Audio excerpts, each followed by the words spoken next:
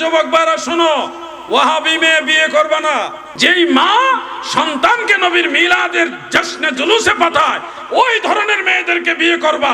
যেই মেয়ে নবীর মিলাদ পছন্দ করে না, জশ্নে জুলুস পছন্দ করে না, সে যত সুন্দর হোক আর ধনী হোক, তাকে বিয়ে করা যাবে না। সাহাবী রাসূল পাক সাল্লাল্লাহু আলাইহি সাল্লামের সাহাবীরা বলেছে, যারা খারিজি তাদের সাথে বিবাহ শাদীর সম্পর্ক করা যাবে না। যুবক ভাইরা শোনো, ওয়াহাবি মেয়ে বিয়ে করবে না। ওয়াহাবি মেয়ে বিয়ে করলে সে তোমার দুনিয়াও ধ্বংস করবে, সে তোমার আখিরাতও ধ্বংস করে দিবে। তুমি বললো আমি ওয়াহাবি বিয়ে করে সুন্নি বানাবো, বেশিরভাগ ক্ষেত্রে উল্টা হয়। ওয়াহাবি মেয়ে বিয়ে করে তুমি সুন্নি বানাবা, ওটা হওয়ার সম্ভাবনা কম। তোমাকেই ওয়াহাবি বানাই দিবে, নাহলে সেমি ওয়াহাবি বানাই দিবে তোমাকে। কথা বুঝতে পারছেন?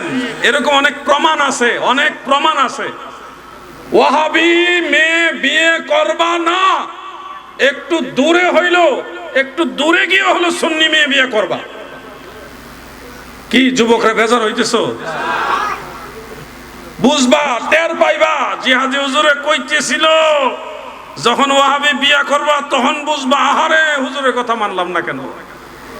সুন্নি মেয়ে আজকে তোমার সাথে একটু কড়া কথা কইলো, একটু পরেই নরম হয়ে যাবে। তাদের ভিতরে আদব কায়দা বেশি থাকে, সুন্নি মেয়েদের আদব কায়দা বেশি থাকে। আর ওয়াহাবি যেটা, এটা ঘাউরা, এমন ঘাউরা তুমি এর সাথে ঝগড়া করেও পারবা না। তোমার মান সম্মান একবারে খেয়ে ফেলবে, সংসার ধ্বংস করে দিবে।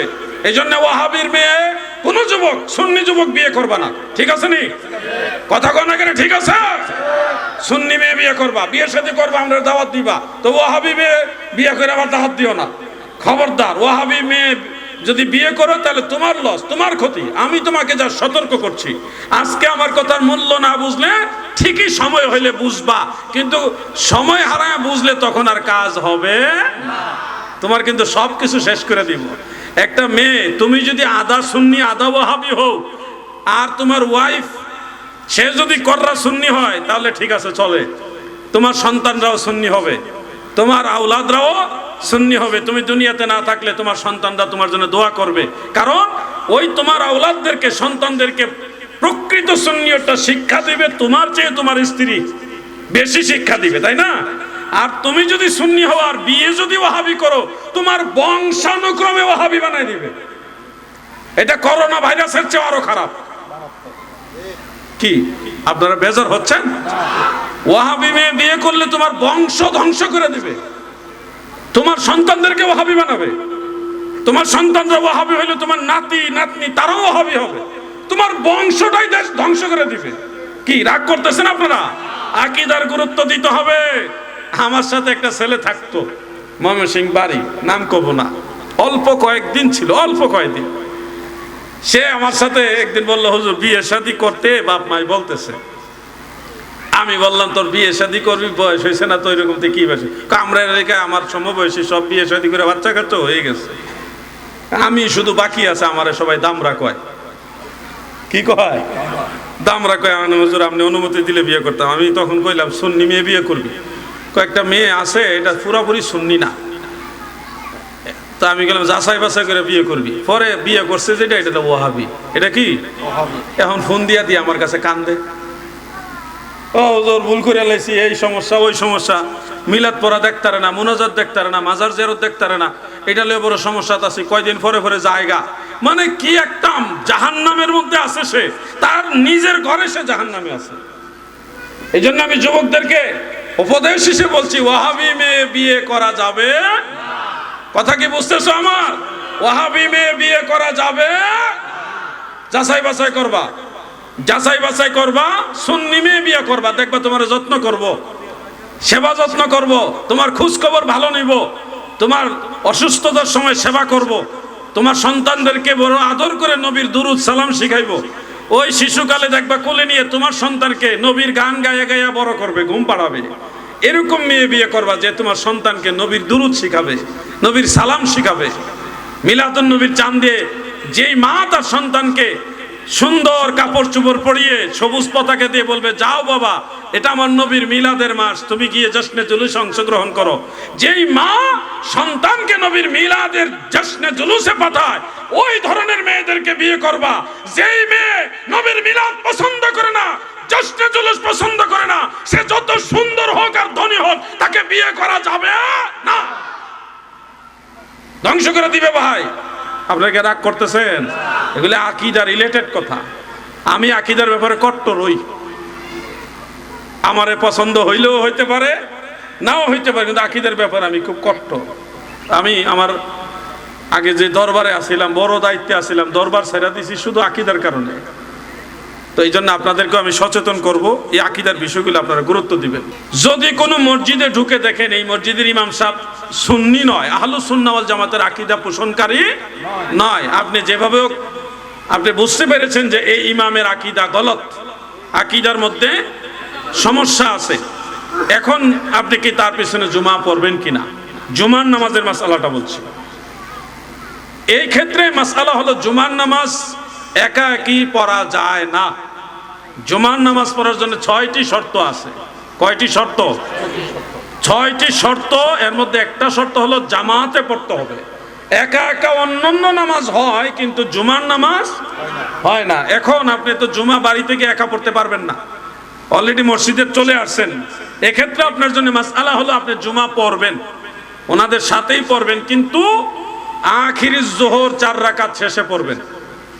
আখির জোহর 4 রাকাত শেষে পড়ে নিবেন।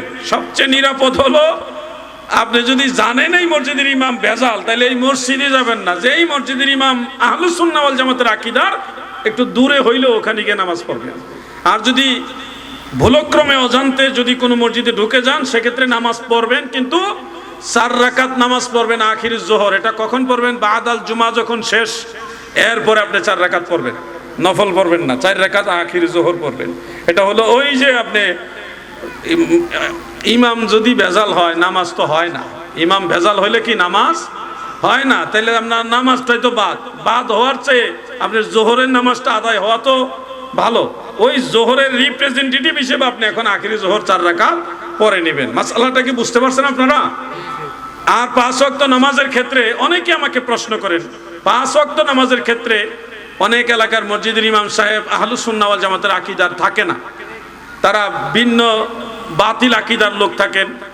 তাদের পিছনে নামাজ পড়বে কিনা, বা অনেক সময় উপায়ও থাকে না, কি করণীয়? সেক্ষেত্রে আলা হযরত আজিমুল বারাকাত ইমাম আহমদ রেজা খান ফাজিলে বেরলভী রহমাতুল্লাহ আলাইহি আমাদেরকে এই মাসআলা সুন্দরভাবে শিক্ষা দিয়েছেন। আমরা যখন দেখব যে মসজিদের ইমামের আকীদা প্রকাশ্যই আমরা জানি যে গলত, তাহলে তার পিছনে আমরা ইক্তেদা করব না।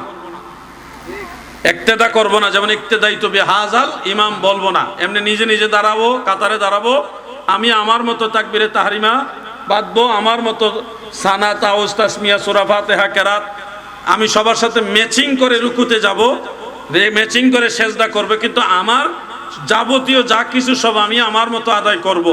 এটা এই একটা কারণেই করবেন যে ফিতনা যেন না হয়, সমাজে যেন ফিতনা সৃষ্টি না হয়।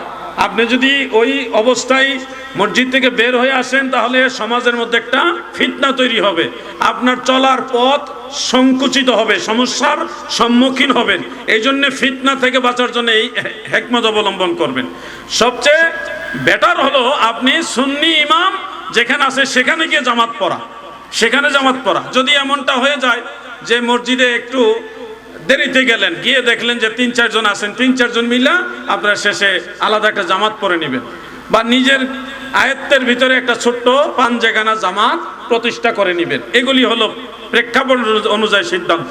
কোন মসজিদে ঢুকছেন, ঢুকে দেখছেন এই ইমাম সুন্নি নাকি ওয়াহাবি, বুঝতে পারছেন না, এখন নামাজও ছাড়তে পারবেন না, কি করবেন? নামাজ পড়ে নেবেন, ইক্তেদাইতু বিহাযাল ইমাম বলেই পড়বেন।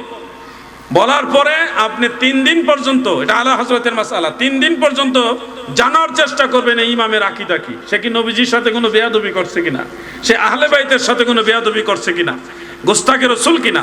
এগুলি 3 দিন পর্যন্ত আপনি জানার চেষ্টা করবেন। যদি 3 দিনের মধ্যে আপনি জানতে পারেন এটা ওয়াহাবি, নবীর দুশমন, তাহলে ওই নামাজ আপনার দোহরায় পড়তে হবে। ওই নামাজ কি দোহরায় পড়তে হবে, নাইলে আপনার নামাজ বাদ। আর যদি 3 দিন আপনি জানার, বেশ কয়েকজন জিজ্ঞাসা করছেন, তারা কেউ এই ব্যাপারে জানে না, 3 দিন পর্যন্ত আপনি জানার চেষ্টা করছেন, কেউ এই ব্যাপারে সুরাহা বা সুস্পষ্ট ফাইসালা আপনাকে দিতে পারেনি, সেক্ষেত্রে আপনার ওই 3 দিনের কারণে চেষ্টা করেছেন, এই কারণে আল্লাহ আপনাকে মাফ করবেন। যদি ইমামের ভেজালও থাকে, আল্লাহ আপনার নামাজটা দয়া করে কবুল করবেন। এটা হলো আলা হযরতের হিকমত। এই জন্য আপনাদেরকে এই মাসালাগুলি জেনে সন্তানদেরকে শিখাই দিবেন। নবীর দুশ্মনের পিছনে সাহাবীরাও নামাজ পড়েনি, বাতিল আকীদার লোকের পিছনে তাবেঈ যারা, তারাও নামাজ পড়েনি। বড় বড় মজলিসে অনেক লোক একসাথে বসা, একজন সাহাবী যখন ওই মজলিসে গেলেন, উনি চাইছিলেন এখানে বসবেন, পরক্ষণে নজর করলেন যে এখানে খারিজি আকীদার একজন আছে, তখন উনি ওই মজলিসেই বসেন না, ওখান থেকে চলে গেছেন। কতটা আকীদার ব্যাপারে গুরুত্ব দিতেন সাহাবায়ে কেরাম।